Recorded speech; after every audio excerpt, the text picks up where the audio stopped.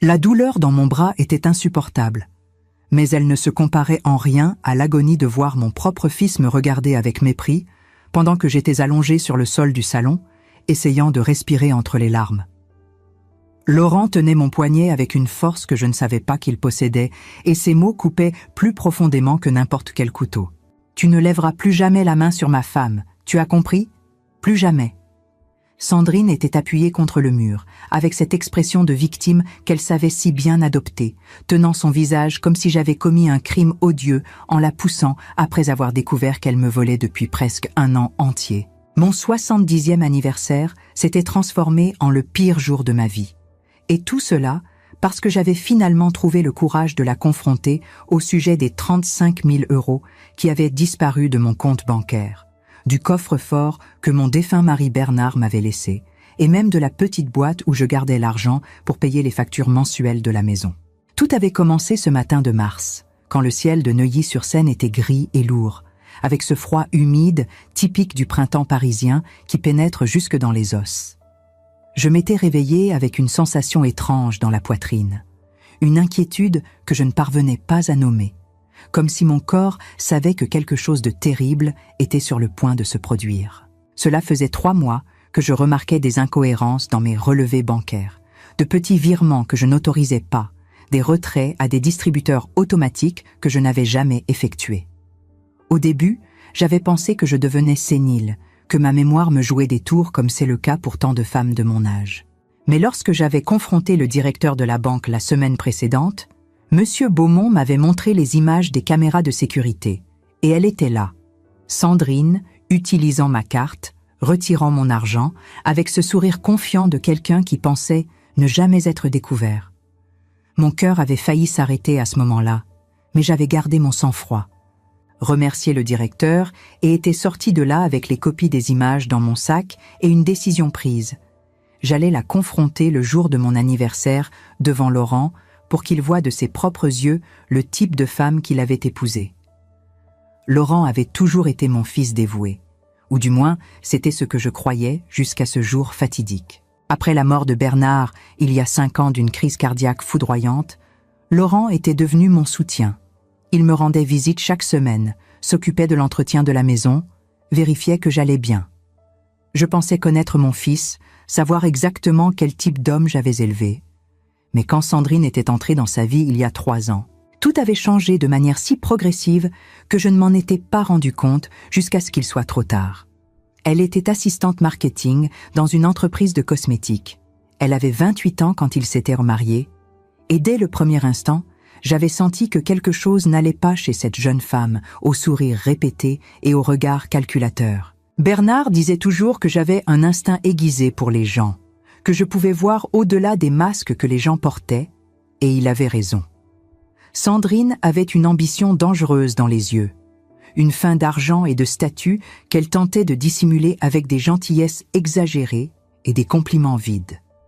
Mais Laurent était aveugle, complètement envoûté par cette femme qui savait exactement quelle corde toucher pour le manipuler. La fête d'anniversaire qu'ils avaient insisté pour organiser chez moi aurait dû être une célébration intime, juste nous 3, comme Laurent l'avait promis. Je ne voulais rien de grandiose, juste un déjeuner tranquille avec mon fils. Peut-être une tarte aux pommes, comme Bernard avait l'habitude de me faire. Mais quand Laurent et Sandrine étaient arrivés à midi, elle tenait dans ses mains une boîte cadeau emballée dans du papier doré, avec un nœud rouge trop parfait pour être sincère. Je l'observais pendant qu'elle entrait dans mon salon, comme si elle était la maîtresse de maison, arrangeant les coussins du canapé, ajustant les rideaux, faisant des commentaires sur la façon dont je devrais moderniser la décoration. Laurent souriait simplement, trouvant amusante cette invasion subtile, sans se rendre compte que chaque geste de Sandrine était une façon de marquer son territoire, de me montrer qu'elle avait le contrôle. J'ai serré les preuves dans ma main. Les images de la banque que j'avais cachées dans la poche de mon manteau de laine bleu marine, et j'ai respiré profondément en essayant de rester calme jusqu'au bon moment. Le déjeuner s'était déroulé dans une tension silencieuse que seul moi semblais ressentir. Sandrine parlait sans arrêt de la nouvelle promotion qu'elle avait reçue au travail, de l'appartement qu'ils envisageaient d'acheter dans le 10e arrondissement, des voyages qu'ils prévoyaient de faire l'été. Laurent la regardait avec adoration, et je me demandais comment mon fils intelligent, diplômé de la Sorbonne, avocat respecté, pouvait être si naïf au point de ne pas percevoir qu'il était utilisé. Chaque mot qui sortait de la bouche de Sandrine avait un but calculé. Chaque sourire était une arme affûtée. Quand elle a mentionné avec désinvolture qu'ils avaient besoin d'un petit prêt pour verser la compte sur l'appartement, j'ai senti mon estomac se retourner. C'était toujours comme ça, des demandes déguisées en faveur, des suggestions qui se transformaient en réclamations voilées. Mais cette fois, je n'allais pas céder. Cette fois, j'avais des preuves concrètes de ce qu'elle était vraiment. Les semaines précédant cet anniversaire, j'avais méthodiquement rassemblé toutes les preuves possibles. J'avais passé des heures à éplucher mes relevés bancaires, notant chaque transaction suspecte dans un petit carnet que je cachais sous mon matelas. J'avais contacté mes anciens collègues de la banque où Bernard avait travaillé pendant des années, demandant discrètement des conseils sur la marche à suivre en cas de fraude financière. J'avais même consulté un détective privé, Monsieur Girard, un homme discret dans la cinquantaine qui m'avait aidé à documenter les déplacements de Sandrine, ses visites répétées dans les boutiques de luxe des Champs-Élysées, ses déjeuners dans des restaurants huppés qu'elle ne pouvait certainement pas se permettre avec son salaire d'assistante marketing. Chaque pièce du puzzle se mettait en place, révélant un portrait troublant d'une femme qui avait planifié méthodiquement de m'extorquer tout ce que Bernard et moi avions patiemment construit au cours de nos 43 années de mariage. Ce qui me blessait le plus, au-delà de l'argent volé, c'était la façon dont Sandrine avait réussi à me séparer émotionnellement de Laurent.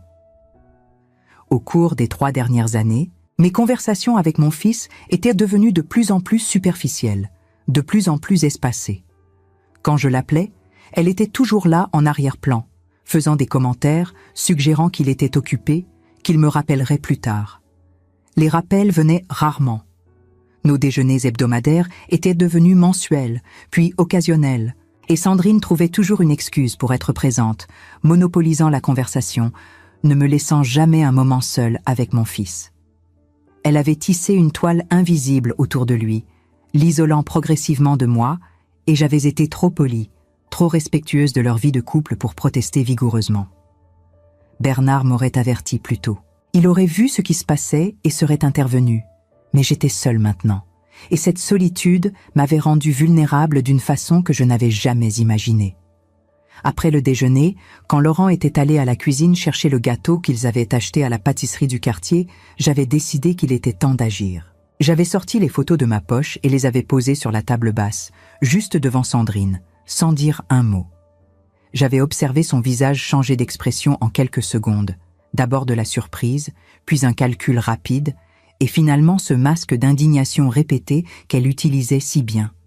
Elle avait pris les photos avec des mains tremblantes, feignant de ne pas comprendre ce qu'elle voyait, mais je connaissais ce type de jeu. « Qu'est-ce que c'est, Geneviève ?»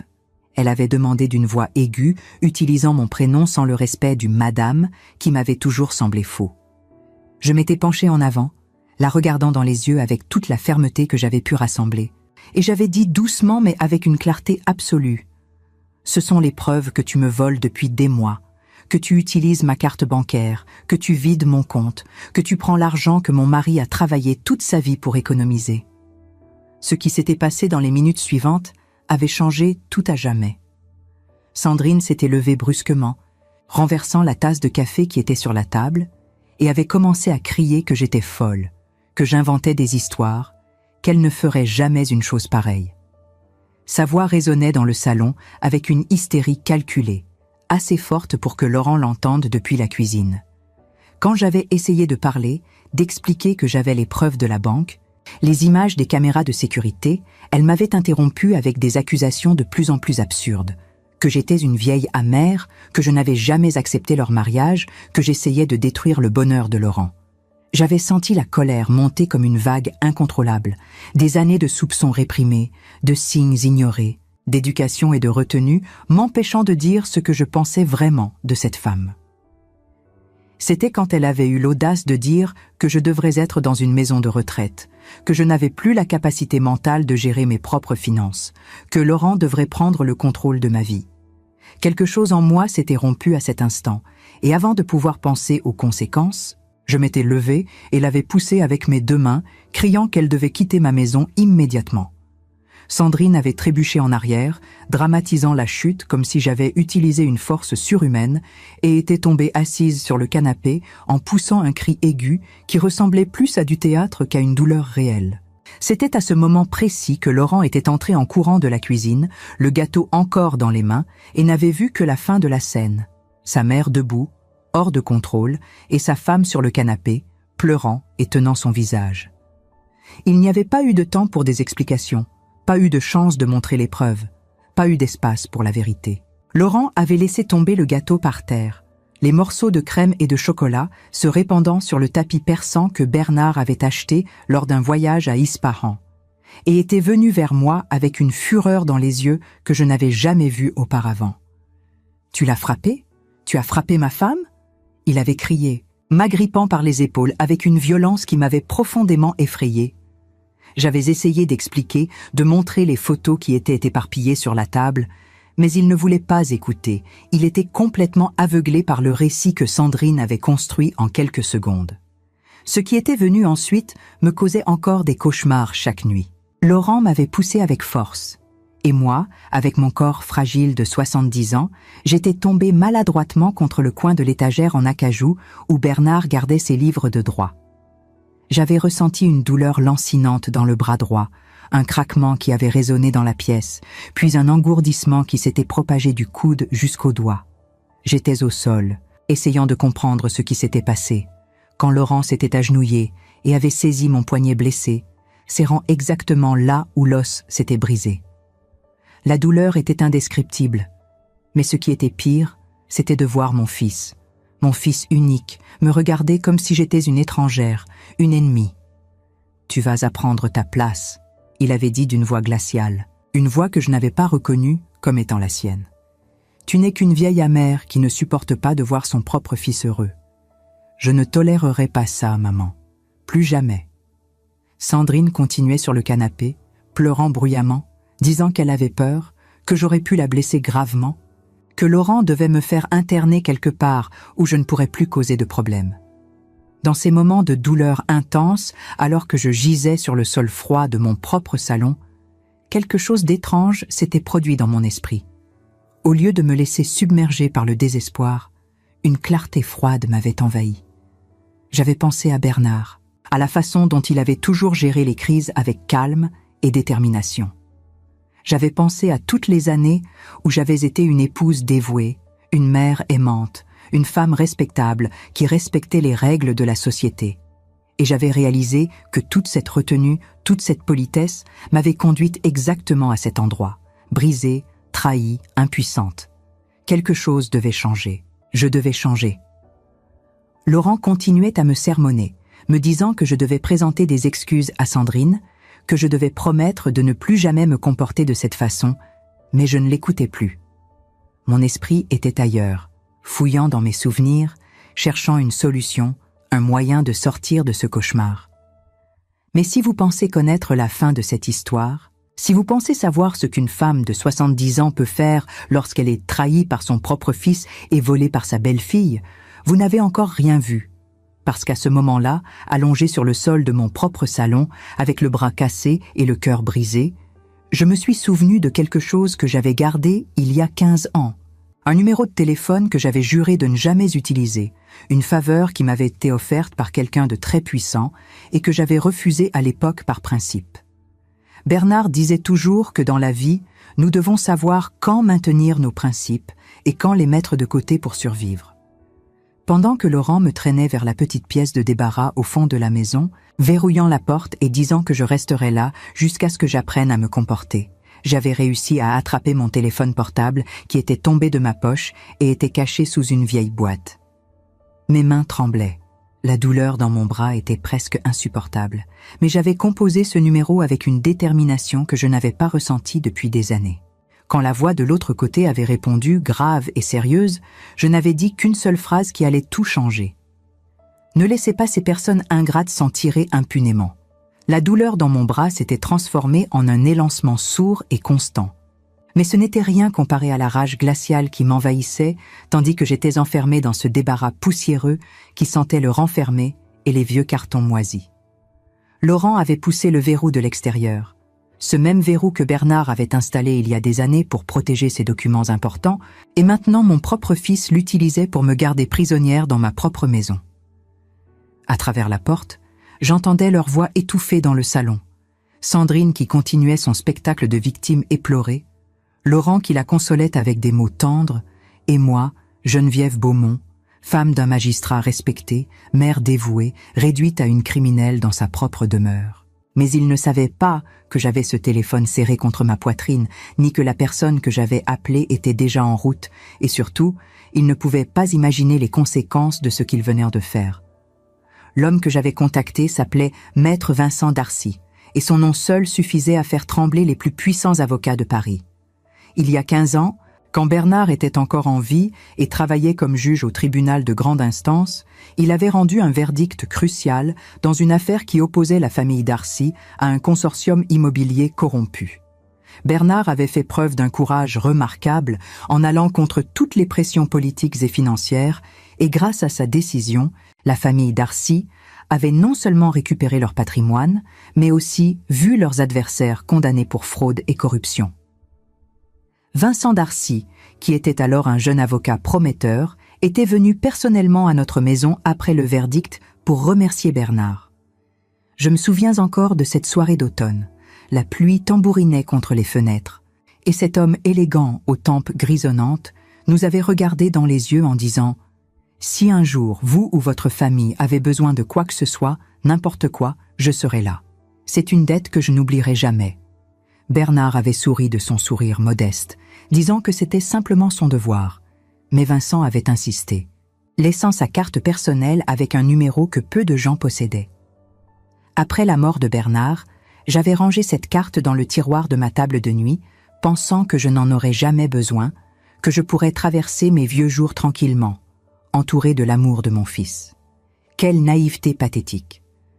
Maintenant, assise sur le sol froid de ce débarras, j'entendais les pas de Laurent qui s'éloignaient vers le salon, et je savais qu'il était temps de jouer mes dernières cartes.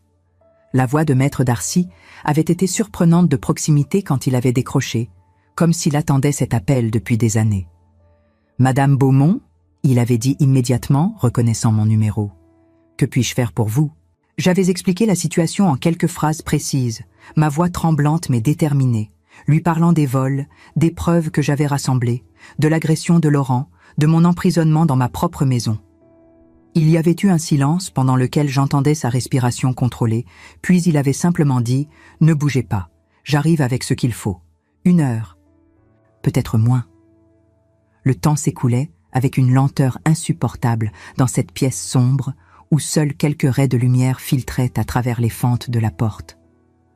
Mon bras me faisait atrocement souffrir, et je savais que l'os était cassé. Je pouvais sentir les fragments bouger légèrement sous la peau enflée. Mais la douleur physique était presque bienvenue. Elle me gardait alerte, me rappelait pourquoi je devais rester forte. J'entendais Sandrine qui parlait au téléphone maintenant, probablement à l'une de ses amies, racontant une version complètement déformée des événements, se peignant en héroïne courageuse qui avait survécu à l'attaque d'une belle-mère démente. Sa voix mielleuse me donnait la nausée. Cette façon qu'elle avait de manipuler chaque situation à son avantage, de transformer la réalité selon ses besoins. Laurent devait être assis à côté d'elle, la réconfortant, lui promettant probablement qu'il s'occuperait de moi, qu'il trouverait une solution pour me placer quelque part où je ne pourrais plus les déranger. 45 minutes plus tard, j'ai entendu la sonnette de la porte d'entrée retentir avec insistance, 3 coups longs et autoritaires qui ne laissaient aucun doute sur l'importance du visiteur. La voix de Laurent était confuse quand il a ouvert, et puis j'ai reconnu le timbre grave et assuré de Maître Darcy qui disait « Bonjour, je suis Maître Vincent Darcy, avocat de Madame Geneviève Beaumont. J'ai été informé qu'elle est retenue contre son gré dans cette maison. Je vous conseille vivement de me conduire à elle immédiatement, ou je serai dans l'obligation d'appeler la police pour séquestration d'une personne âgée et vulnérable. » Le silence qui a suivi était presque palpable. Je pouvais imaginer l'expression de Laurent, ce mélange de surprise et de panique, et Sandrine qui devait déjà calculer comment tourner cette nouvelle situation à son avantage. Mais Maître Darcy n'était pas du genre à se laisser manipuler. Et quand Laurent a essayé de bafouiller des explications, lui disant que c'était une affaire de famille, que sa mère était dangereuse, l'avocat a simplement répété d'une voix encore plus ferme « Conduisez-moi à elle, maintenant ». Quand la porte du débarras s'est enfin ouverte, la lumière du couloir m'a aveuglée pendant quelques secondes, et puis j'ai vu la silhouette imposante de Maître Darcy qui s'avançait vers moi avec une expression de colère contenue. Derrière lui, Laurent semblait avoir rapetissé, son assurance de tout à l'heure complètement évaporée face à cet homme qui dégageait une autorité naturelle. Sandrine se tenait dans l'encadrement de la porte du salon, les bras croisés, son visage encore marqué par les traces de larmes qu'elle avait savamment entretenues. Maître Darcy s'est agenouillé à côté de moi avec une délicatesse surprenante pour un homme de sa stature, et quand il a vu mon bras, son visage s'est durci d'une façon qui m'a presque fait peur. « Vous avez fait ça ?» il a demandé à Laurent sans même le regarder, sa voix aussi tranchante qu'une lame. Mon fils a ouvert la bouche pour répondre, mais aucun son n'en est sorti, et c'est Sandrine qui a pris la parole, avec cette audace incroyable qui la caractérisait. Elle m'a attaquée. Elle est tombée toute seule ensuite. Mon mari essayait juste de la calmer. Maître Darcy s'est relevé lentement, et dans ce mouvement simple, il y avait quelque chose de prédateur, de dangereux. Il a sorti son téléphone de la poche intérieure de son costume impeccable et a composé un numéro sans quitter Laurent des yeux. « Oui, police secours ? Je suis maître Vincent Darcy. J'appelle du 47 avenue Charles de Gaulle à Neuilly-sur-Seine. J'ai besoin d'une ambulance et d'une équipe de police immédiatement. Une femme de 70 ans a été agressée par son fils et retenue contre son gré. Son bras est cassé et elle nécessite des soins médicaux urgents. » Laurent est devenu blanc comme un linge, et pour la première fois depuis le début de ce cauchemar, j'ai vu une lueur de peur dans ses yeux. Sandrine, elle, gardait encore cette expression de défi, mais je pouvais voir ses mains trembler légèrement, trahissant sa nervosité croissante. « Vous ne pouvez pas faire ça », a murmuré Laurent. « Je suis son fils, c'est moi qui décide de ce qui est bon pour elle. » Maître Darcy a souri, un sourire froid qui n'avait rien d'amical. « Jeune homme, vous venez de commettre plusieurs délits graves, séquestration, violence sur personnes vulnérables, et si les accusations de vol financier de votre mère se confirment, vous et votre épouse allez avoir de sérieux problèmes avec la justice française. » Les 10 minutes qui ont suivi ont été un tourbillon d'activités. L'ambulance est arrivée en premier, 2 secouristes professionnels qui ont immédiatement pris soin de moi, immobilisant mon bras avec une attelle et me donnant quelque chose pour la douleur qui a enfin commencé à atténuer ce feu qui me dévorait depuis des heures. Laurent essayait de leur parler, de leur expliquer que tout était un malentendu, mais Maître Darcy se tenait entre eux et mon fils comme un rempart infranchissable. Puis la police est arrivée, 2 officiers qui ont pris les déclarations de chacun, et j'ai vu l'expression de Laurent changer progressivement alors qu'il réalisait l'ampleur de ce qu'il avait fait. Maître Darcy leur a remis les preuves que j'avais rassemblées sur les vols de Sandrine, les extraits bancaires, les images de surveillance. Tout était là, organisé de façon méticuleuse dans une enveloppe que j'avais préparée en prévision de ce moment.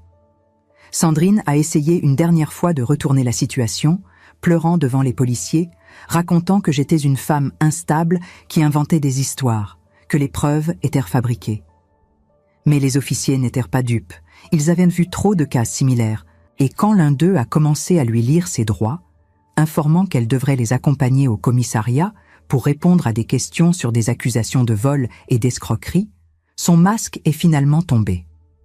La fureur dans ses yeux était brute, authentique pour la première fois, et elle s'est tournée vers moi avec une haine tellement intense que j'en ai presque reculé. « Vous allez le regretter », elle a sifflé. « Vous ne savez pas à qui vous vous attaquez. » Mais Maître Darcy s'est simplement placé devant moi, protecteur, et a dit calmement « Au contraire, madame, c'est vous qui ne savez pas à qui vous vous êtes attaqué. » Alors qu'on me transportait vers l'ambulance sur la civière, j'ai croisé une dernière fois le regard de Laurent.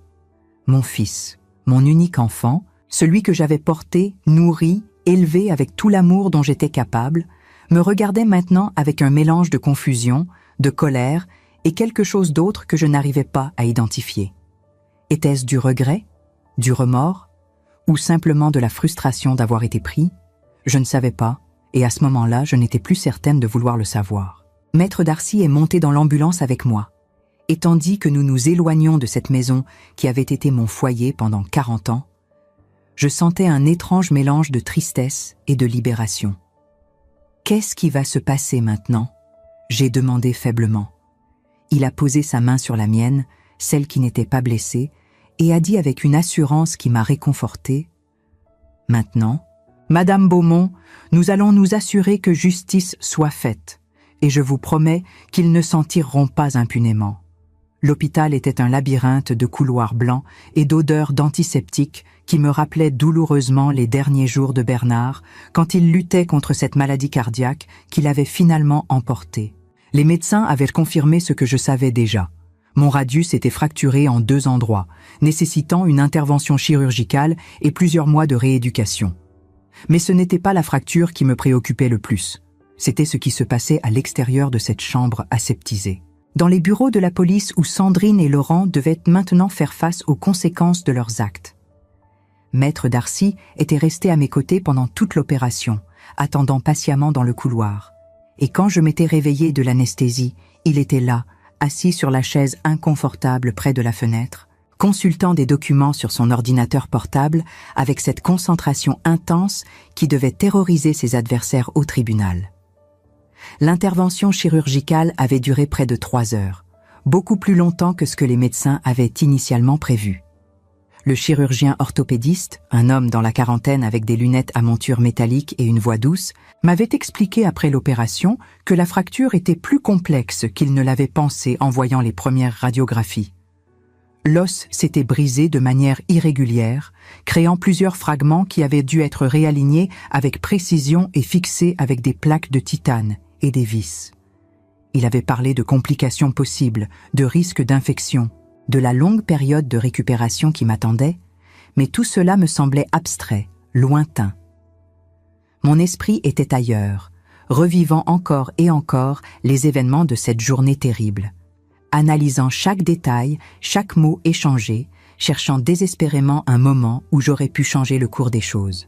« Comment vous sentez-vous » Maître Darcy avait demandé en remarquant que j'ouvrais les yeux, et dans sa voix, il y avait une gentillesse inattendue qui contrastait avec l'autorité glaciale dont il avait fait preuve chez moi. J'avais voulu répondre que j'allais bien, mais les mots s'étaient coincés dans ma gorge, et à ma grande honte, j'avais commencé à pleurer. Toutes ces émotions refoulées depuis des heures qui s'échappaient, enfin, maintenant que j'étais en sécurité. Il s'était approché et m'avait tendu un mouchoir en tissu élégant, brodé avec des initiales, et il avait attendu patiemment que je reprenne mon souffle avant de continuer. « Vous avez été très courageuse, Madame Beaumont. Beaucoup de personnes dans votre situation auraient simplement accepté leur sort, mais vous avez choisi de vous battre.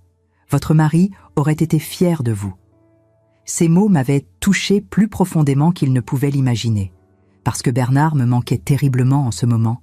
Son bon sens, sa sagesse, sa façon de voir le meilleur en chacun tout en restant lucide sur les défauts humains. Les pleurs avaient continué pendant plusieurs minutes, des sanglots profonds qui venaient du plus profond de mon être, libérant toute la tension accumulée au cours des derniers mois.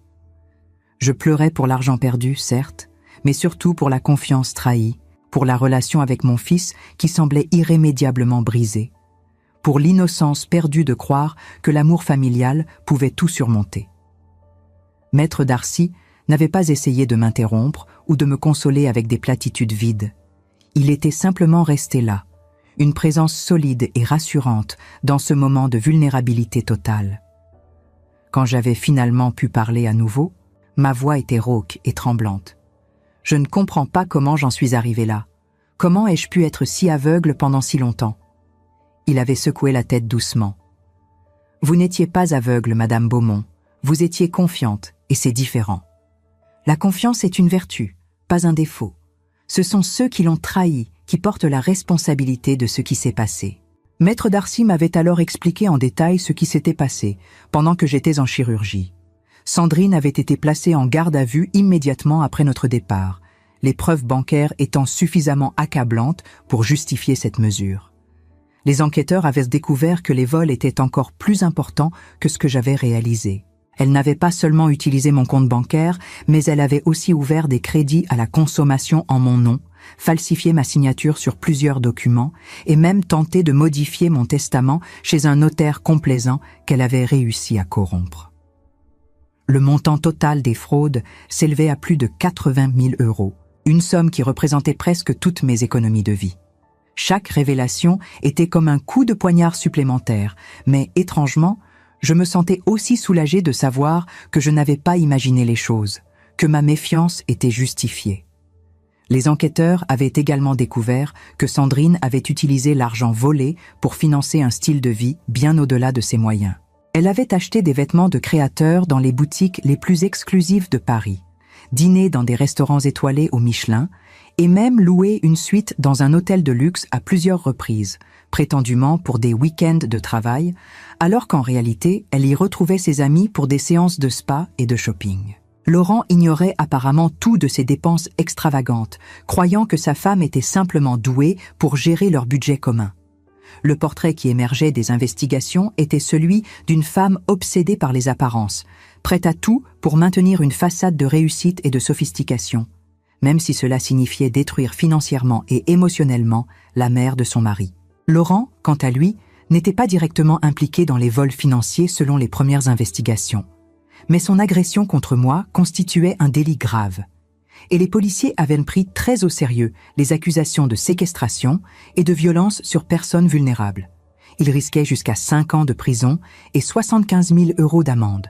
Maître Darcy m'avait expliqué que la loi française était particulièrement sévère concernant les violences commises contre des personnes âgées ou vulnérables, considérant ces actes comme des circonstances aggravantes qui augmentaient considérablement les peines encourues. Le fait que Laurent soit mon fils et qu'il ait commis ces actes dans ma propre maison rendait la situation encore plus grave aux yeux de la justice. Qu'est-ce que vous voulez qu'il arrive ? Maître Darcy m'avait posé cette question avec une délicatesse surprenante, et je m'étais rendu compte qu'il me donnait le choix, qu'il ne déciderait rien sans mon accord. C'était mon fils, malgré tout ce qu'il avait fait, malgré la douleur physique et émotionnelle qu'il m'avait infligée. Une partie de moi voulait qu'il paie, qu'il comprenne l'énormité de sa trahison, mais une autre partie, celle qu'il avait tenu bébé dans ses bras, qu'il avait consolé après ses premiers chagrins d'amour, qui avait assisté fièrement à sa remise de diplôme de la Sorbonne, cette partie-là hésitait encore. « Je veux qu'il comprenne. » J'avais finalement murmuré après un long silence. « Je veux qu'il voie qui est vraiment Sandrine, qu'il réalise à quel point il s'est trompé. Mais je ne veux pas détruire sa vie complètement. Est-ce que c'est possible ?» Maître Darcy avait hoché la tête lentement, comme s'il avait anticipé cette réponse. « Nous pouvons négocier. » Il avait dit avec assurance. « Pour Sandrine, il n'y a pas de pitié possible. Les preuves sont trop accablantes et ses actes trop graves pour espérer une quelconque clémence. Mais pour Laurent, s'il coopère pleinement avec la justice, s'il témoigne contre elle et reconnaît ses torts envers vous sans chercher d'excuses, nous pourrions envisager un arrangement avec le procureur. Une peine avec sursis, peut-être, assortie d'obligations strictes comme un suivi psychologique et des travaux d'intérêt général. Ce ne sera pas facile, et cela dépendra en grande partie de son attitude et de sa volonté de faire amende honorable. Mais c'est possible. J'avais fermé les yeux, épuisé par le poids de ces décisions impossibles, et j'avais simplement acquiescé, faisant confiance à cet homme qui semblait vraiment avoir mes intérêts à cœur. Les jours suivants avaient été une succession éprouvante de visites de policiers, d'avocats, de médecins et de travailleurs sociaux. Maître Darcy avait mobilisé toute une équipe pour s'occuper de mon cas et j'étais impressionné par l'efficacité avec laquelle ils opéraient. Chaque détail était vérifié avec une précision méticuleuse. Chaque preuve était authentifiée par des experts. Chaque témoignage était recueilli et analysé sous tous les angles. Ils avaient interrogé Madame Rousseau, mon infirmière fidèle, qui avait confirmé avoir remarqué des changements significatifs dans mon comportement ces derniers mois. Une anxiété croissante, une méfiance inhabituelle envers les visiteurs, des moments où je semblais perdu dans mes pensées, préoccupé par quelque chose que je ne voulais pas partager. Elle avait également témoigné avoir vu Sandrine fouiller dans mes affaires personnelles à plusieurs occasions, prétendant ranger ou nettoyer, mais avec une insistance suspecte sur les tiroirs et les placards où je gardais mes documents importants. Ils avaient parlé avec mes voisins, notamment Monsieur Lefebvre, qui habitait juste à côté et qui avait entendu des éclats de voix le jour de mon anniversaire. Il avait raconté aux enquêteurs qu'il avait failli appeler la police lui-même, tellement les cris lui avaient semblé alarmants, mais qu'il avait hésité par respect pour ma vie privée. Il s'en voulait maintenant de ne pas être intervenu plus tôt, et son témoignage était empreint d'une culpabilité palpable. Madame Chen, une autre voisine qui tenait une petite boutique de fleurs au coin de la rue, avait également témoigné avoir vu Sandrine sortir fréquemment de chez moi avec des sacs de grands magasins de luxe, ce qui lui avait semblé étrange pour quelqu'un qui était censé simplement rendre visite à sa belle-mère âgée. Ils avaient même retrouvé le notaire corrompu que Sandrine avait tenté de manipuler pour modifier mon testament. Et cet homme pathétique, Maître Dubois, face aux accusations de complicité de fraude et de manquement grave à ses obligations déontologiques, s'était effondré et avait tout avoué, espérant une réduction de peine en échange de sa coopération. Il avait expliqué en détail comment Sandrine l'avait approché 6 mois auparavant, prétendant agir en mon nom et pour mon bien, affirmant que je devenais confuse et que ma famille craignait que je ne fasse des donations inconsidérées à des œuvres caritatives douteuses. Elle lui avait offert une somme substantielle pour préparer un nouveau testament qui déshériterait en grande partie Laurent au profit d'une fondation fictive qu'elle contrôlerait secrètement. Le notaire, criblé de dettes à cause d'une addiction au jeu, avait accepté cette proposition malhonnête, mais heureusement, les formalités légales n'avaient jamais été complétées avant que tout ne soit découvert. L'enquête avait également révélé que Sandrine avait essayé de recruter d'autres complices. Elle avait contacté un ancien employé de la banque, récemment licencié, lui proposant de l'argent en échange d'informations confidentielles sur mes comptes et mes investissements. Cet employé, heureusement, avait refusé et avait signalé cette tentative à ses anciens supérieurs, mais cela n'avait pas été pris au sérieux à l'époque. Maintenant, son témoignage ajoutait une nouvelle dimension au dossier d'accusation, démontrant que les activités criminelles de Sandrine étaient planifiées et systématiques, et non pas des erreurs de jugement impulsives, comme son avocat tenterait probablement de le prétendre. C'était le 5e jour après mon hospitalisation que Laurent avait finalement demandé à me voir. Maître Darcy m'avait fortement conseillé de refuser cette rencontre, disant que je n'étais pas obligée de lui parler, que cela pourrait même compliquer la procédure judiciaire en cours, et que je devais penser d'abord à ma propre guérison physique et émotionnelle. Mais j'avais besoin de cette rencontre. J'avais besoin de regarder mon fils dans les yeux et de comprendre comment nous en étions arrivés là, comment l'enfant que j'avais élevé avec tant d'amour et d'attention avait pu devenir capable de me faire du mal de manière aussi brutale. La salle où il nous avait installés était froide et impersonnelle, avec des murs gris délavés et une table en métal fixée au sol, comme si nous étions dans une scène de film policier. Des caméras de surveillance nous observèrent depuis les coins du plafond et un gardien se tenait discrètement près de la porte, prêt à intervenir au moindre signe de tension. Laurent était méconnaissable quand il l'avait fait entrer dans la pièce. Son costume habituellement impeccable, toujours parfaitement repassé et coordonné, était froissé et taché. Ses cheveux, qu'il coiffait normalement avec soin, étaient ébouriffés et graisseux, comme s'il n'avait pas pris de douche depuis plusieurs jours. Mais surtout, ses yeux avaient perdu cette arrogance qui l'avait habité le jour de mon anniversaire, cette certitude inébranlable qu'il avait raison et que j'avais tort.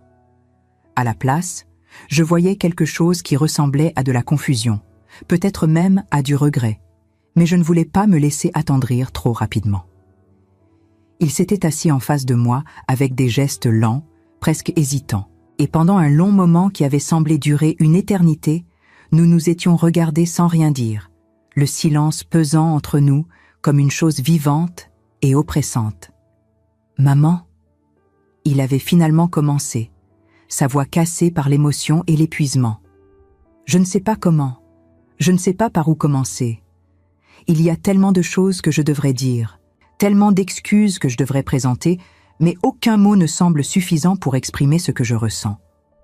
J'avais levé ma main valide pour l'arrêter, parce que je ne voulais pas entendre des excuses vides tout de suite, des justifications pathétiques qui ne feraient que rendre la situation plus douloureuse.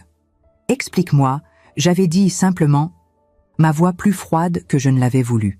« Explique-moi comment mon fils, un avocat brillant, un homme que je croyais intelligent et bon, un homme que j'ai élevé pour respecter la loi et la justice, a pu devenir complice d'une femme qui me volait systématiquement et qui a fini par me briser le bras dans ma propre maison, la maison où tu as grandi, où ton père est mort. » Laurent avait baissé la tête.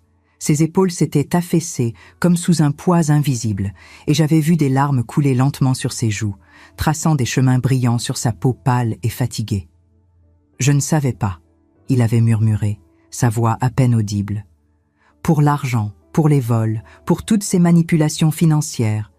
Je te jure sur la mémoire de papa que je ne savais absolument rien.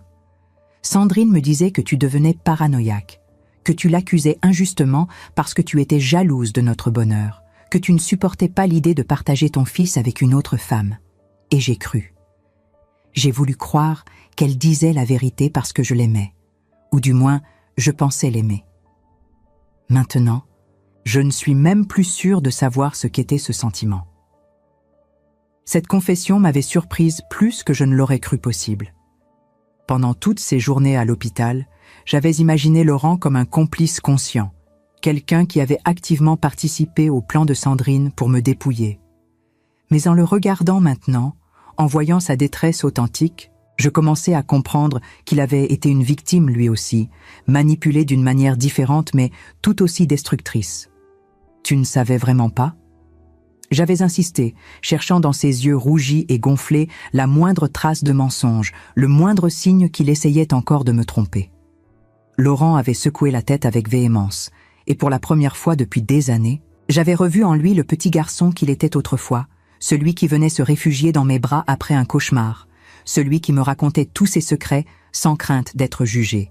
« Les enquêteurs m'ont montré toutes les preuves, » il avait continué, sa voix tremblante. Les relevés bancaires avec les retraits non autorisés, les faux documents avec ta signature imitée, les crédits frauduleux ouverts en ton nom, les tentatives de corruption du notaire. J'étais tellement aveugle, tellement stupide. Elle me manipulait depuis le début, depuis notre première rencontre, et je n'ai rien vu.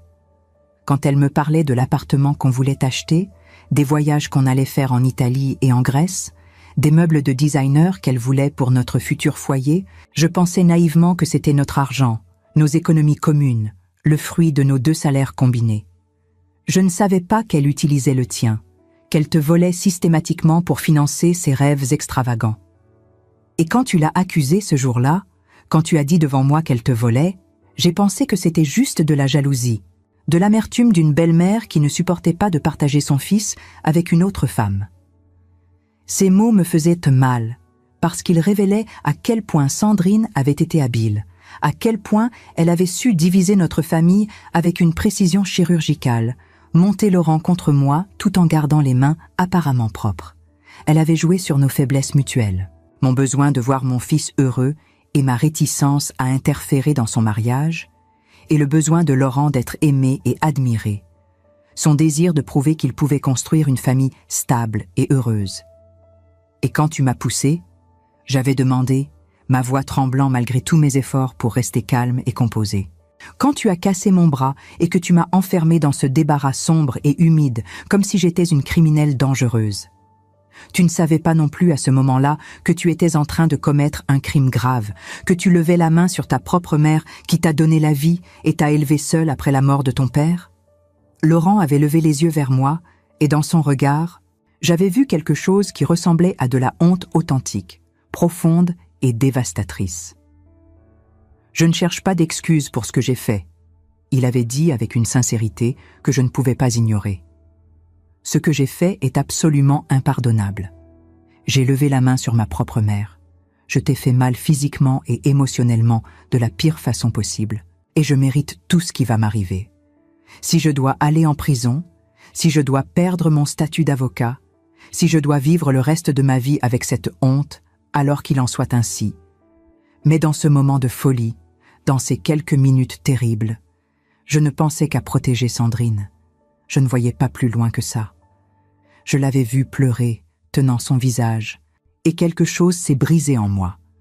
Je n'ai pas réfléchi, je n'ai pas écouté tes explications, je n'ai même pas regardé les preuves que tu essayais de me montrer.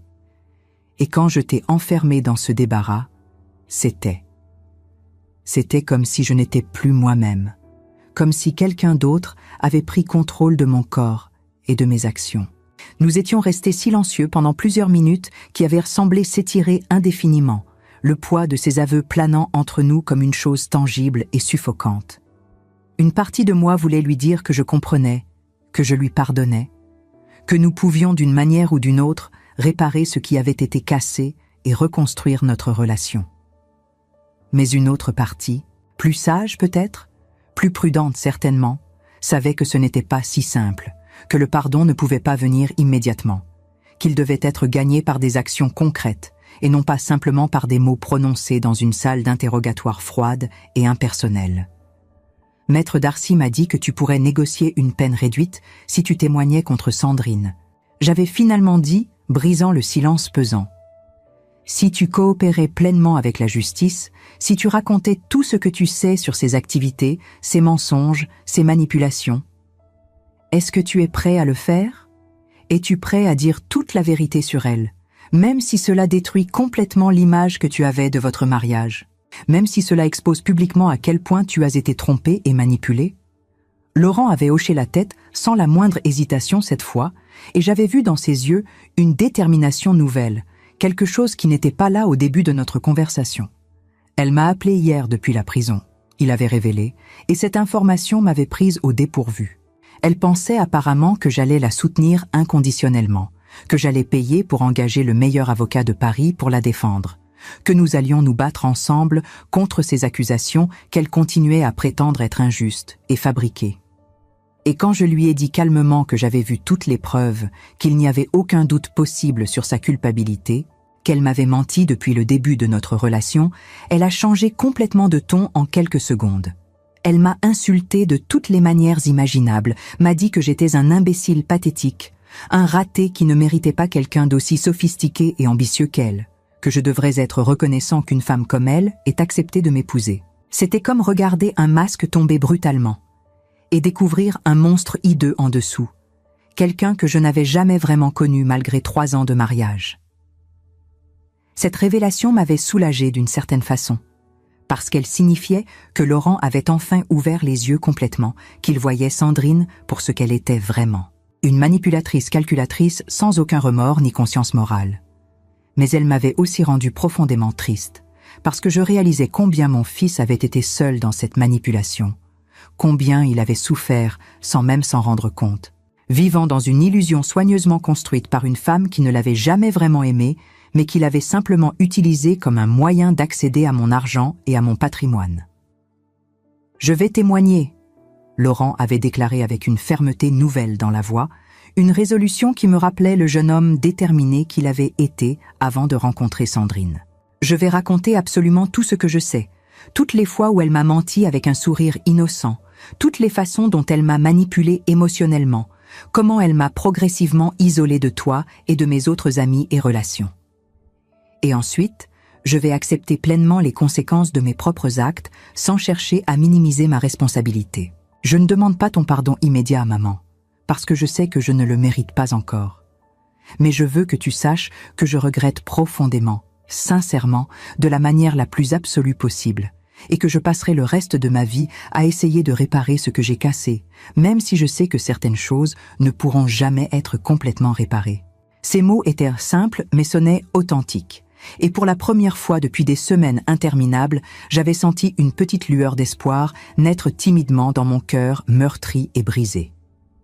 Le témoignage de Sandrine a été exactement ce que Maître Darcy avait prédit. Une tentative désespérée de se présenter comme la victime, une série de mensonges si évidents que même son propre avocat semblait mal à l'aise. Elle a affirmé que j'étais une belle-mère tyrannique qui rendait impossible la vie de son couple, que l'argent qu'elle avait pris était en réalité des dons que je lui avais faits et que j'avais ensuite oubliés à cause de mon âge avancé, que Laurent l'avait manipulé pour témoigner contre moi. Mais quand le procureur a commencé à présenter les preuves une par une, Les images de surveillance montrant clairement Sandrine utilisant mon carte bancaire dans des boutiques de luxe, les documents falsifiés avec ma signature imitée maladroitement, les témoignages du notaire corrompu qui avait avoué avoir reçu 5 000 € pour modifier mon testament en sa faveur, son histoire s'est effondrée comme un château de cartes sous le vent. J'observais son visage changer d'expression au fur et à mesure que les preuves s'accumulaient, passant de l'indignation feinte à la panique mal dissimulée, puis finalement à une colère froide qui révélait enfin sa véritable nature.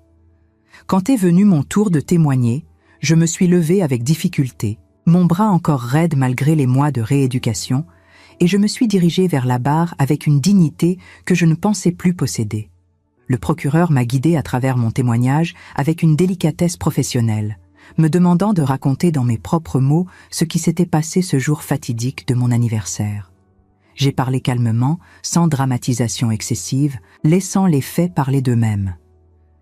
J'ai décrit la découverte des vols, la confrontation avec Sandrine, sa réaction hystérique calculée pour manipuler Laurent, et puis l'agression qui avait suivi, la douleur atroce dans mon bras, l'humiliation d'être enfermée dans ma propre maison comme une criminelle. Ma voix s'est brisée seulement une fois, quand j'ai dû raconter le moment où Laurent m'avait regardé avec ce mépris glacial et m'avait dit que je devais apprendre mon place. Mais je me suis reprise rapidement, refusant de donner à Sandrine la satisfaction de me voir complètement effondrée. L'avocat de Sandrine a tenté un contre-interrogatoire agressif, essayant de me faire passer pour une femme sénile et vindicative. Mais Maître Darcy avait anticipé chaque angle d'attaque. Quand l'avocat a suggéré que ma mémoire pouvait être défaillante, Maître Darcy a présenté les rapports médicaux récents montrant que j'étais en pleine possession de mes facultés mentales. Quand il a insinué que j'avais peut-être provoqué l'agression de Laurent, Maître Darcy a fait témoigner les médecins de l'hôpital qui avaient documenté mes blessures et qui affirmaient sans équivoque que la fracture de mon bras était compatible avec une chute violente provoquée par un tiers. Chaque tentative de l'avocat de Sandrine de salir ma réputation se retournait contre lui, renforçant au contraire l'image d'une femme âgée, vulnérable, qui avait été systématiquement exploitée et maltraitée par une personne en qui elle aurait dû pouvoir avoir confiance. Le moment le plus émouvant du procès est venu quand Laurent a été rappelé à la barre pour une confrontation directe avec Sandrine. Le juge avait autorisé cette procédure inhabituelle parce que les versions des deux accusés étaient diamétralement opposées sur certains points cruciaux. Laurent est entré dans la salle avec une posture humble que je ne lui connaissais pas, ses épaules légèrement voûtées, son regard fuyant celui de Sandrine qui le fixait avec une intensité presque effrayante. Le procureur lui a demandé de confirmer certains éléments de son témoignage précédent, notamment le fait que Sandrine lui avait explicitement parlé de manipuler mon testament et de me faire déclarer inapte. Laurent a répondu d'une voix claire mais teintée d'émotion. « Oui, c'est exact. Ma femme m'a dit à plusieurs reprises que ma mère devenait un fardeau, qu'elle était trop vieille pour gérer ses propres affaires et qu'il serait dans l'intérêt de tout le monde que je prenne contrôle de ses finances. » Sandrine a explosé à ce moment-là, hurlant que c'était un mensonge, que Laurent inventait tout pour sauver sa peau. Mais le juge l'a rappelé sèchement à l'ordre. Les délibérations n'ont duré que quelques heures, un temps relativement court qui indiquait clairement dans quelle direction penchait le tribunal. Quand nous sommes tous revenus dans la salle pour entendre le verdict, l'atmosphère était chargée d'une tension palpable. Sandrine était assise entre ses deux avocats, son visage figé dans une expression de défi qui ne parvenait pas à masquer complètement sa peur. Laurent était de l'autre côté de la salle, seul, ses mains tremblant légèrement sur ses genoux. Le juge est entré avec sa robe noire imposante et tout le monde s'est levé dans un mouvement synchronisé. Il s'est assis, a ajusté ses lunettes et a commencé à lire le jugement d'une voix monocorde qui contrastait avec l'importance des mots qu'il prononçait.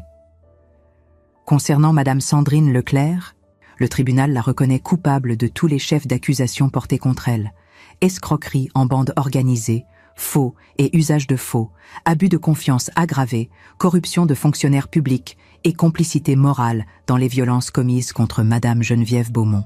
Chaque mot tombait comme un couperet, et je voyais Sandrine devenir de plus en plus pâle, ses mains agrippant le bord de la table devant elle. Le tribunal considère que les faits sont d'une gravité exceptionnelle, qu'ils ont été commis avec préméditation et méthode, et qu'ils ont causé un préjudice considérable non seulement financier, mais aussi moral et physique à la victime. Le juge a fait une pause, regardant Sandrine directement dans les yeux avant de continuer. Le tribunal condamne donc Madame Sandrine Leclerc à une peine de 9 ans d'emprisonnement ferme, à l'interdiction définitive d'exercer toute activité professionnelle impliquant la gestion de biens d'autrui et au paiement de 120 000 € de dommages et intérêts à Madame Beaumont pour le préjudice matériel et moral subi. Le silence qui a suivi ce verdict était absolu, comme si toute la salle retenait son souffle. Puis Sandrine a laissé échapper un cri étranglé, quelque chose entre un sanglot et un hurlement de rage, et elle s'est effondrée sur sa chaise, son masque de contrôle finalement brisé de façon irrémédiable. Ses avocats tentèrent de la consoler, parlant déjà d'appel, mais je voyais dans leurs yeux qu'ils savaient que c'était peine perdue, que les preuves étaient trop accablantes pour espérer un renversement en appel. Le juge a ensuite tourné son attention vers Laurent et l'atmosphère dans la salle a changé subtilement, devenant moins hostile, presque compatissante. Concernant M. Laurent Beaumont, le tribunal reconnaît les circonstances atténuantes de son cas.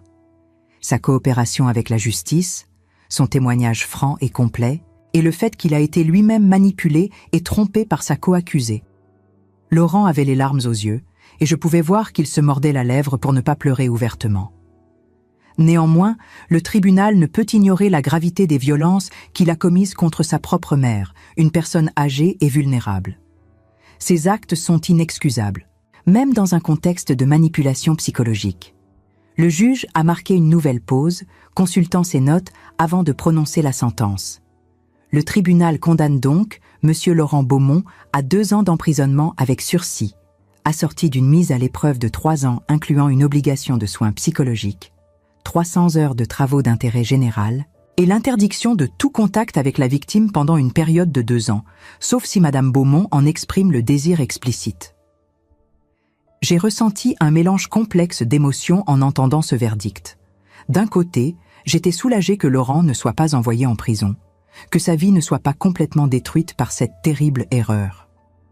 D'un autre côté, l'interdiction de contact pendant 2 ans me faisait mal, même si je comprenais sa nécessité, même si une partie de moi pensait que c'était peut-être mieux ainsi, que nous avions tous les deux besoin de temps pour guérir et réfléchir.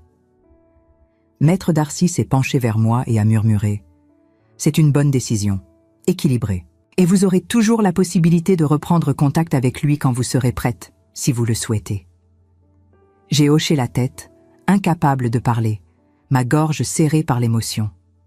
Laurent s'est retourné vers moi à ce moment-là.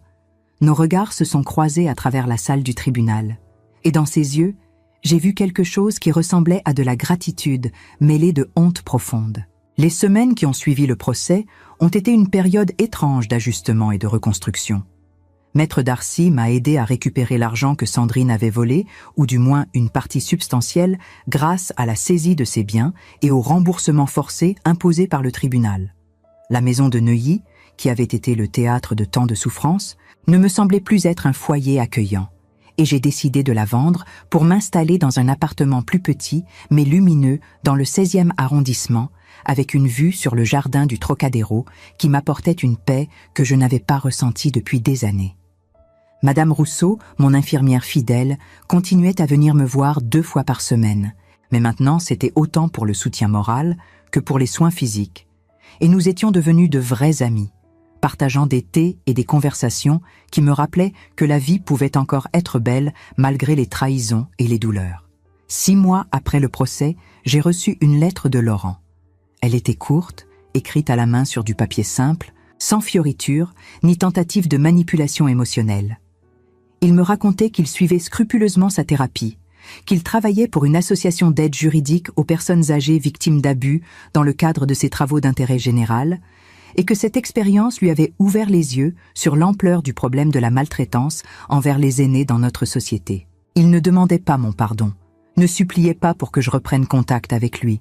Il se contentait de me dire qu'il pensait à moi chaque jour, qu'il regrettait profondément ce qu'il avait fait, et qu'il espérait qu'un jour, peut-être, je pourrais trouver dans mon cœur un espace pour envisager une réconciliation. J'ai lu cette lettre plusieurs fois, mes larmes brouillant les mots écrits avec une sincérité évidente, et je les rangeai dans le tiroir de ma table de nuit à côté de la photo de Bernard et moi lors de notre voyage à Venise, il y a tant d'années. 1 an jour pour jour après mon anniversaire catastrophique, j'ai décidé de faire quelque chose que je n'aurais jamais imaginé faire. J'ai contacté Laurent. Pas directement, mais à travers Maître Darcy, qui a servi d'intermédiaire, organisant une rencontre dans un café neutre près du parc Monceau. J'étais nerveuse en arrivant, mes mains tremblant légèrement alors que je commandais un thé à la bergamote, me demandant si j'avais pris la bonne décision.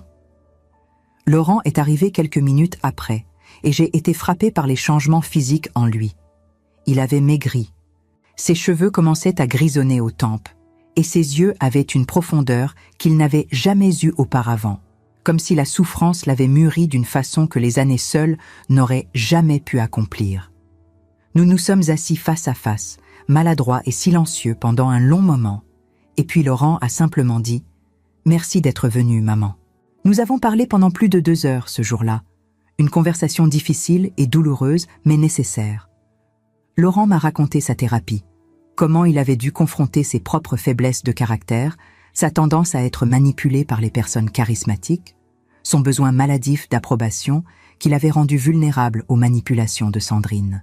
Il m'a expliqué qu'il avait divorcé officiellement, que Sandrine lui envoyait des lettres haineuses depuis la prison, l'accusant d'avoir détruit sa vie, mais qu'il ne répondait jamais, suivant les conseils de son thérapeute.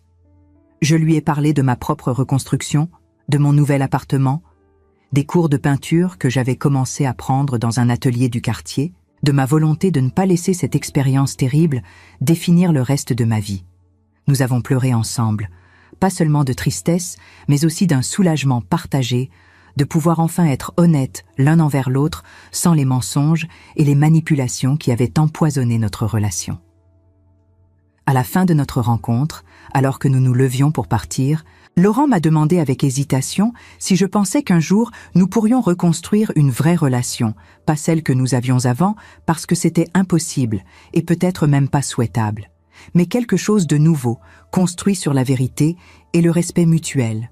J'ai regardé mon fils, cet homme qui m'avait causé tant de douleur, mais qui était aussi le fruit de mon amour avec Bernard. Et j'ai réalisé que malgré tout, malgré la trahison et la violence, une partie de moi l'aimait encore et voulait croire en sa rédemption. Peut-être, j'ai répondu honnêtement, mais cela prendra du temps, beaucoup de temps, et il faudra que tu prouves par tes actions, pas seulement par tes mots, que tu as vraiment changé. Laurent a hoché la tête gravement, acceptant cette vérité difficile.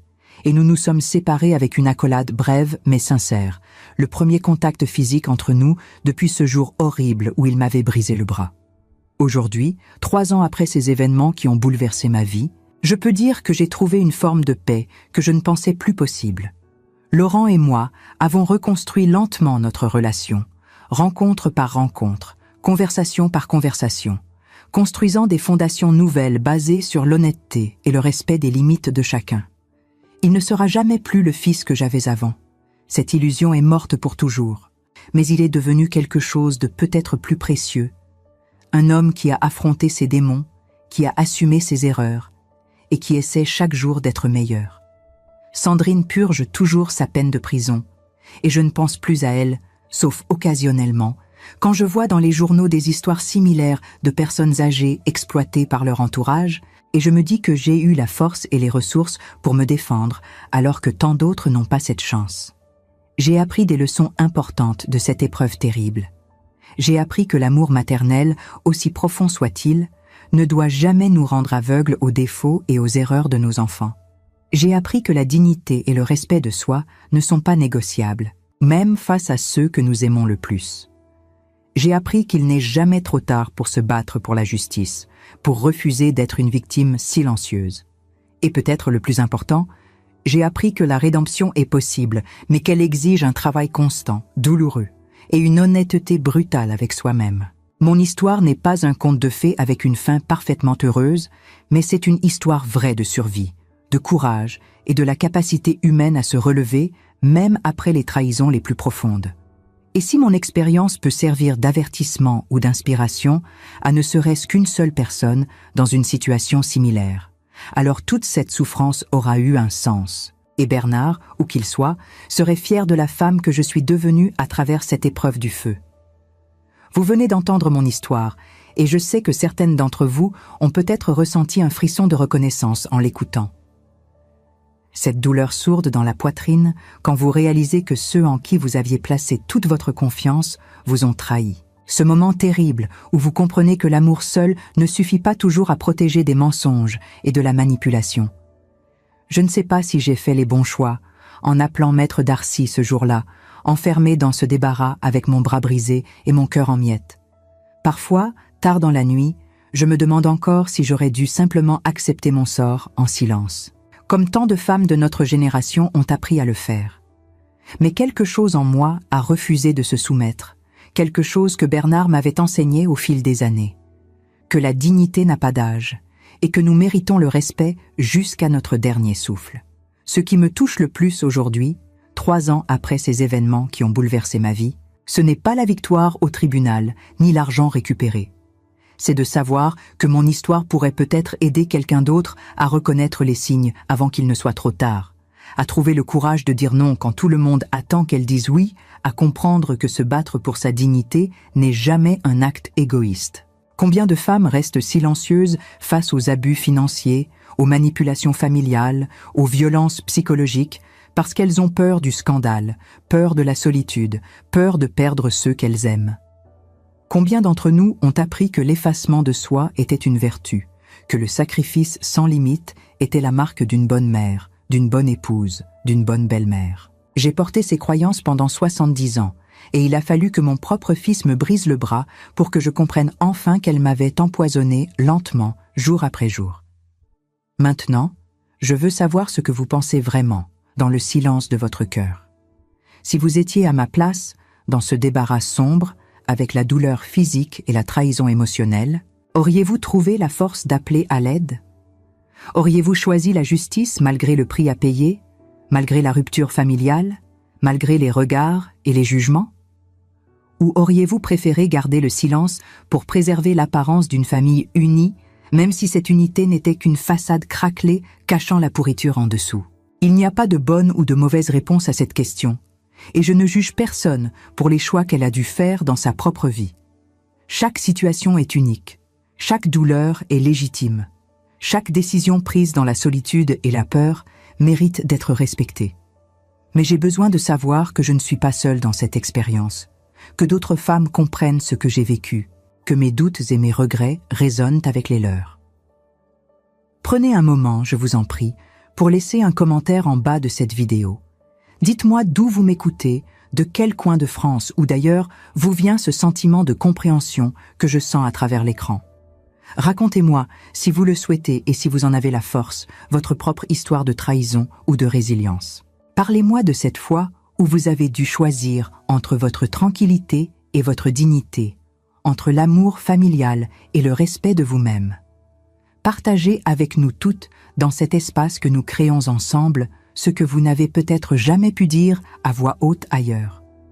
Vos mots comptent, votre expérience a de la valeur, votre douleur mérite d'être entendue et validée. Nous sommes plus fortes ensemble qu'isolées dans nos silences respectifs, et chaque témoignage partagé est une lumière allumée pour une autre femme qui traverse l'obscurité. Je veux aussi savoir si mon histoire vous a touché, si elle a réveillé quelque chose en vous que vous pensiez avoir enterré depuis longtemps. A-t-elle changé votre regard sur votre propre situation? Vous a-t-elle donné le courage de poser des questions que vous n'osiez pas formuler? Ou au contraire, vous a-t-elle fait réaliser que vous aviez eu raison de choisir une voie différente, que la confrontation n'est pas toujours la seule réponse? Votre perspective est précieuse pour moi, parce qu'en partageant mon histoire, j'espère créer non pas un modèle à suivre aveuglément, mais plutôt un espace de réflexion où chacune peut examiner sa propre vie avec honnêteté et compassion. Nous avons toutes fait des choix que nous regrettons parfois. Nous avons toutes gardé des secrets qui pèsent lourd. Nous avons toutes sacrifié des parts de nous-mêmes pour maintenir la paix ou préserver l'amour. La question n'est pas de savoir si ces choix étaient justes ou erronés, mais plutôt de comprendre pourquoi nous les avons faits et ce qu'ils nous ont coûté. Si cette histoire vous a ému, si elle a touché quelque chose de profond en vous, Je vous demande aussi de vous abonner à cette chaîne, non pas par vanité ou désir d'attention, mais parce que je veux continuer à partager ces récits qui nous unissent dans notre humanité commune, ces expériences qui traversent les générations et les frontières, ces vérités difficiles que personne ne veut entendre, mais que tout le monde doit connaître. En vous abonnant, vous créez une communauté de femmes qui refusent d'être invisibles, qui choisissent de parler plutôt que de se taire, qui décident que leur vie et leurs épreuves ont une signification qui dépasse leur seule existence individuelle. Chaque abonnement est un acte de solidarité, une déclaration silencieuse qui dit « Je suis là, je t'écoute, tu n'es pas seul ». Et dans un monde qui nous pousse souvent vers l'isolement et le silence, cette connexion simple mais profonde peut faire toute la différence. Pensez aussi aux autres femmes dans votre vie qui pourraient avoir besoin d'entendre cette histoire. Votre sœur qui ne parle jamais de ses difficultés avec sa belle famille. Votre amie d'enfance qui semble toujours anxieuse quand elle vérifie ses comptes bancaires. Votre voisine qui excuse systématiquement le comportement irrespectueux de ses enfants adultes. Partagez cette vidéo avec elle, non pas comme un jugement ou une leçon, mais comme une invitation à réfléchir, à questionner, à envisager que d'autres choix sont possibles. Parfois, tout ce dont nous avons besoin, c'est de savoir qu'une autre personne a survécu à ce que nous sommes en train de vivre, qu'elle a trouvé un chemin à travers l'obscurité même quand tout semblait perdu. Cette connaissance simple peut être le début d'une transformation, le premier pas vers une vie où nous ne sommes plus des victimes silencieuses, mais des survivantes qui parlent avec leur propre voix. J'aimerais également savoir comment vous gérez les relations familiales complexes dans votre propre vie. Comment trouvez-vous l'équilibre entre l'amour inconditionnel et les limites nécessaires? Comment décidez-vous quand tenir bon et quand lâcher prise? Comment protégez-vous votre patrimoine et votre autonomie financière tout en restant généreuse et ouverte avec ceux que vous aimez? Ces questions n'ont pas de réponse facile et je ne prétends certainement pas avoir toutes les solutions. Mais en les posant ouvertement, en créant un espace où nous pouvons toutes réfléchir ensemble à ces dilemmes universels, peut-être pouvons-nous nous aider mutuellement à naviguer dans ces eaux troubles avec plus de sagesse et moins de solitude. Vos commentaires deviennent alors non seulement un soutien pour moi, mais aussi une ressource précieuse pour toutes les autres femmes qui les liront et qui y trouveront des échos de leur propre expérience. Ce que j'ai appris de cette épreuve terrible, c'est que la vulnérabilité n'est pas une faiblesse, mais une forme de courage. Admettre que j'ai été trompée, que j'ai souffert, que j'ai fait des erreurs de jugement, que j'ai été naïve dans ma confiance, tout cela demande plus de force que de prétendre que tout va bien et que je contrôle parfaitement ma vie. En partageant mon histoire avec vous aujourd'hui, je me tiens devant vous, sans armure, sans masque, simplement comme une femme qui a traversé la tempête et qui porte encore les cicatrices de cette traversée. Et je vous invite à faire de même dans vos commentaires, à vous montrer tel que vous êtes vraiment, avec vos doutes, vos regrets, vos victoires et vos défaites. C'est dans cette authenticité partagée que nous trouvons la guérison véritable, pas dans les platitudes rassurantes ou les conseils simplistes, mais dans la reconnaissance mutuelle de notre humanité imparfaite et courageuse. Alors voilà, je vous laisse avec cette question finale qui résume peut-être tout ce que j'ai essayé de partager avec vous aujourd'hui. Qu'est-ce qui vous empêche de vous battre pour votre propre dignité? Est-ce la peur de la solitude, la crainte du jugement social, le poids des attentes familiales ou simplement l'épuisement d'avoir déjà tant combattu dans votre vie? Et plus important encore, qu'est-ce qui pourrait vous donner la force de surmonter ces obstacles si vous décidiez que votre bien-être et votre respect de vous-même valent finalement le prix à payer? Je serai là, dans les commentaires, pour lire chacune de vos réponses, pour vous soutenir dans vos questionnements, pour célébrer vos victoires et compatir à vos peines. Nous sommes une communauté maintenant, liés par nos expériences partagées et notre refus commun d'accepter l'inacceptable. Abonnez-vous, commentez, partagez, et ensemble, faisons en sorte que nos voix résonnent assez fort pour que plus aucune femme ne se sente obligée de souffrir en silence.